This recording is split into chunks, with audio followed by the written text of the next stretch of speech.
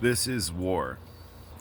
No, I'm not advocating for war or conflict, but recognize that war and conflict is upon you.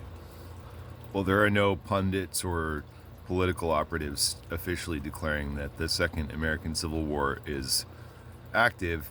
I'm pretty certain that historians in the future will note these times.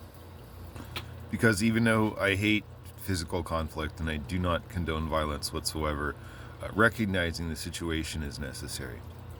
Because you have a situation where the federal government has imposed its will and declared war on these parts of its own country, as if it is dealing with enemy combatants, and cut off food and cut off support, just like they did to Gaza. You have a paramilitary group that's got as much funding as a small army in any other country, that the federal executive has given absolute immunity and weapons of war. They're talking about getting drones to deploy over cities. If we think those are just going to be have cameras on them, I think guess again.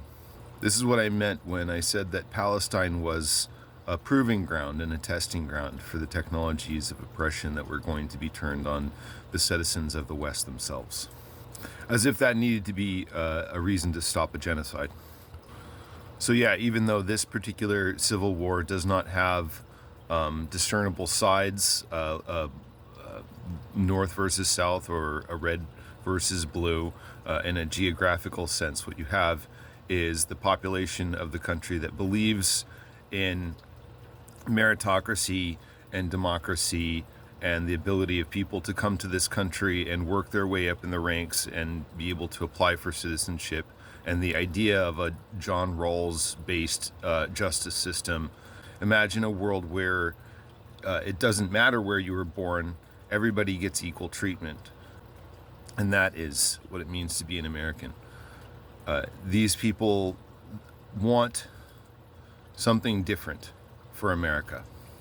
They've already released executive orders and memos and signing statements officially declaring anybody that has alternative views on the ecosystem, economy, sexuality, gender, to be an enemy of the state. Preemptively, that's why before John Ross shot Renee Good, he established her as an enemy.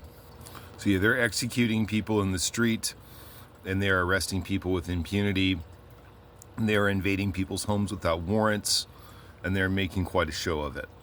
I would say that war has been declared in at least one direction. The tactics we use going forward are very important.